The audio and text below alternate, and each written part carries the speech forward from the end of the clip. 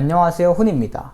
여러분들 오답노트 많이들 써보셨을 거예요. 근데 오답노트는 생각보다 다시 보게 되지도 않고 내가 투자했던 노력이나 시간에 비해서 그렇게 효율이 좋지 못하다 라고 느끼신 분 많을 거예요. 그런 분들을 위해서 정말 최소한의 노력과 시간으로 최대의 효율을 낼 수 있는 새로운 오답노트 작성법을 소개시켜 드리려고 합니다.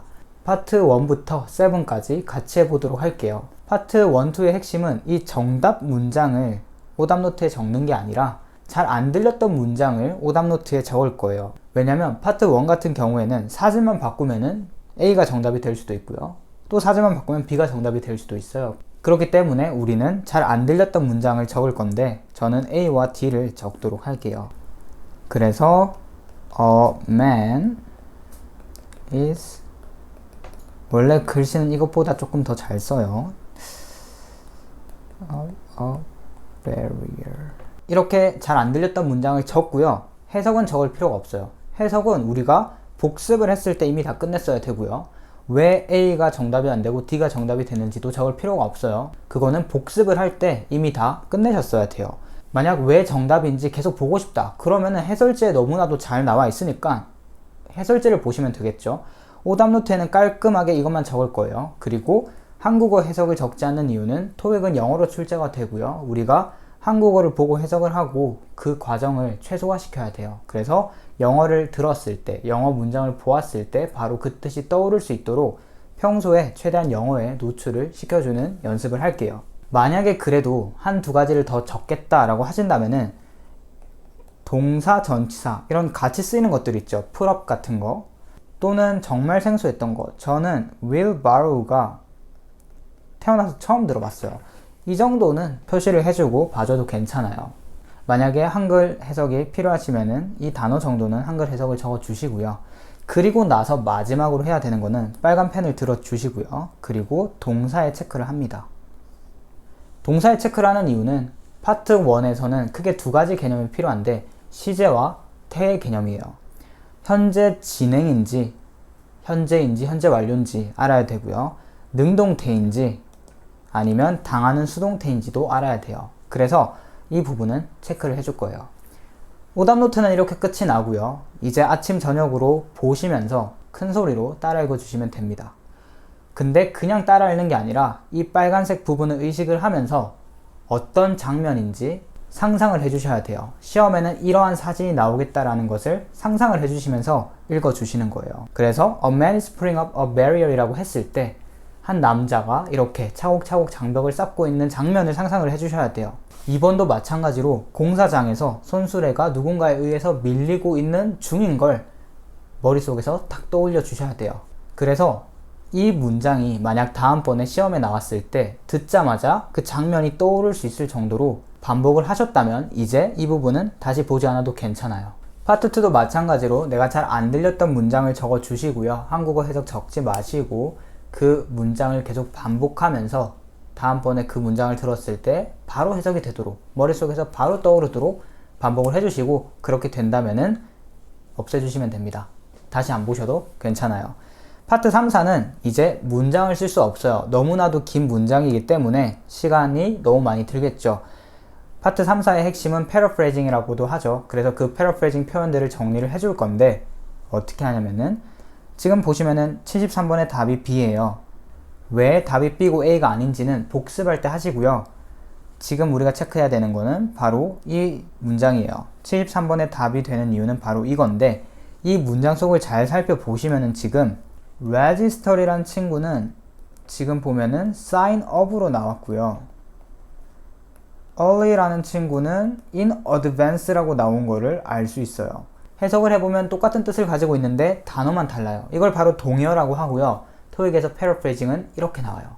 이런 표현을 계속 정리를 해주시는 거예요. 그래서 지금은 이거밖에 안 되지만 우리가 두세 달 동안 오답노트를 정리하게 되는데 그때는 한 단어에 대한 동의어가 3개, 4개, 5개, 6개까지도 있을 거예요. 이게 중요한 이유는 다음 시험에서 문제에 사인업이라는 게 나왔을 때 우리는 register이라는 게 지문에 있을 거구나를 미리 파악을 하고 여유롭게 문제를 풀 수가 있다는 거죠.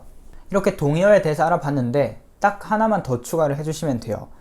파트 3, 4, 7에서는 동의어 뿐만이 아니라 상위어라는 개념도 등장을 하는데요.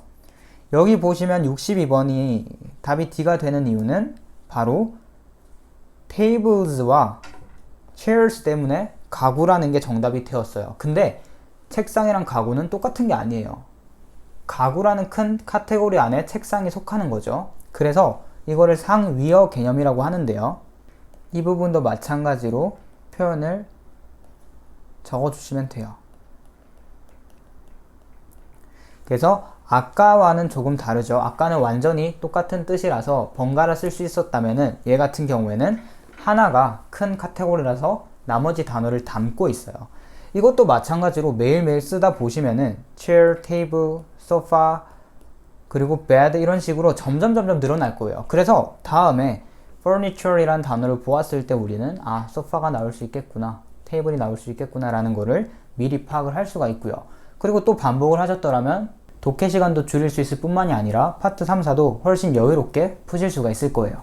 그래서 LC는 여기서 마무리를 짓고요. 파트 5 오답노트에 대해서 말을 해볼게요. 파트 5 오답노트 같은 경우에는 내가 B랑 C를 고민을 했더니 답이 알고 보니까 C예요. 왜 B가 아니고 C가 답인지는 복습할 때 정리를 하세요. 파트 5에서 적어줘야 되는 것은 딱 이거예요. 이 정확한 표현만 적어주시면 돼요. 물론 문장을 적어도 좋겠지만은 길면 안 보잖아요, 우리가. 그래서 딱 이 핵심적인 부분만 적고요. A practical way를 항상 보고 반복을 하고 따라 말을 해주시는 거예요. 정확한 문장에 익숙해지는 게 중요한 이유는 파트 5는 시간이 생명이잖아요. 근데 이 정확한 문장에 익숙해져 있다면은 다음번에 이 문제를 보았을 때 A, B, D를 안 봐도 practical이란 단어만 보고 고르고 넘어갈 수가 있는 거예요. 제가 이렇게 푸는데요. 물론 한두 개 틀릴 수가 있겠죠. 근데 여기서 아낄 수 있는 시간이 어마어마하고 파트 7에 그 시간을 투자했을 때 성적은 더 높게 받을 수 있다고 생각을 해요. 그래서 정확한 문장을 계속 반복함으로써 내가 문제를 보았을 때 정확한 단어만 고르고 넘어갈 수 있는 게 이 파트 5 오답노트의 핵심이에요. 그렇다고 해서 이게 문제 푸는 방법을 아예 무시하는 것도 아니에요. 예를 들어서 A practical way라는 게 있을 때 우리는 이걸 반복하면서 생각을 하셔야 돼요. 그냥 따라만 있는 게 아니라 A practical way라는 걸 쓴 걸 보니까 way라는 거는 가산명사인 거 알 수 있죠. 어라는 게 써 있으니까.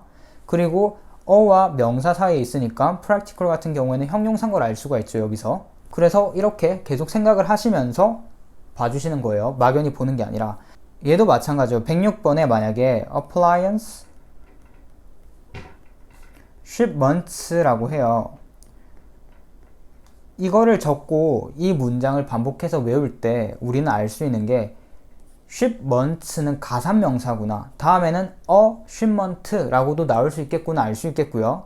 appliance shipment 명사가 쓰인 걸 보니까 이건 복합명사인 거구나 라는 것도 우리가 파악을 할 수 있어요. 그래서 이 짧은 이 두 단어에서 우리가 배우고 정리할 수 있는 게 너무나도 많기 때문에 이렇게 정리를 해주시고 보실 때마다 끊임없이 생각을 해주시는 거예요. 이 데이터를 쌓다 보면은 파트 5 시간도 줄일 수 있을 뿐만이 아니라 문제를 풀 때 자신감도 정말 많이 늘 거예요. 그리고 말씀드리고 싶은 거는 파트 5는 유연성이 있어야 돼요. 그래서 a number of라는 거를 내가 이 뒤에 복수 명사를 써야 되는 걸 몰랐어요. 그러면 이거는 충분히 오답노트에 적을 가치가 있죠. a number of 뒤에는 복수 명사가 오는구나. 이런 식으로 부족했던 거를 채울 수 있는 오답노트를 만드는 걸 추천하고요. 그리고 파트 6 같은 경우에는 오답노트가 크게 중요하지 않다고 봐요. 왜냐면은 앞 문장 해석하고 뒷문장 해석해서 빈칸에 문장 삽입하고 앞 문장 뒷문장 보고 시제, will 고르고 그런 것들은 굳이 오답노트를 쓰고 다시 반복해야 되는 게 아니에요. 복습할 때 정말 꼼꼼하게 복습을 하시고 오답노트에는 다시 봤을 때 효율이 있는 것들만 정말 짧게 정리를 해주도록 할게요. 파트 7은 간단해요. 파트 3, 4와 완전히 같다라고 보시면 되고 파트 7은 항상 문장의 근거를 찾는 연습을 해야 되잖아요. 예를 들어서 attract new customers가 이게 정답은 아니에요. C가 not이기 때문에 예시를 들 거고요. attract new customer가 catching the attention of potential clients로 나왔어요. 그래서 여기서 우리가 오답노트에 적어야 되는 거는 바로 catch the attention 이라는 것은 attract와 같구나. clients라는 것은 customers와 같구나 라는 것만 캐치를 하시면 돼요. 독해를 하고 단어를 찾고 왜 정답이고 아닌지는 복습 때 하는 거고요. 우리가 오답 노트에 남겨야 되는 거는 동의어 그리고 상위어 개념만 남겨두셔서 paraphrasing에 철저하게 대비를 할 거고요. 파트 7이지만 파트 3, 4에도 도움이 되고 파트 3, 4 오답 노트지만 파트 7에도 도움이 될 거예요. 다른 오답 노트 방법과 제 방법도 섞어도 보시고 계속 반복해 보시면서 여러분들에게 정말 잘 맞는, 잘 어울리는 그런 방법을 찾기를 추천드립니다. 오늘도 시청해 주셔서 감사하고요. 만약에 질문 있으시다면 댓글로 남겨주시고요. 저는 다음 영상에서 뵙도록 할게요. 감사합니다.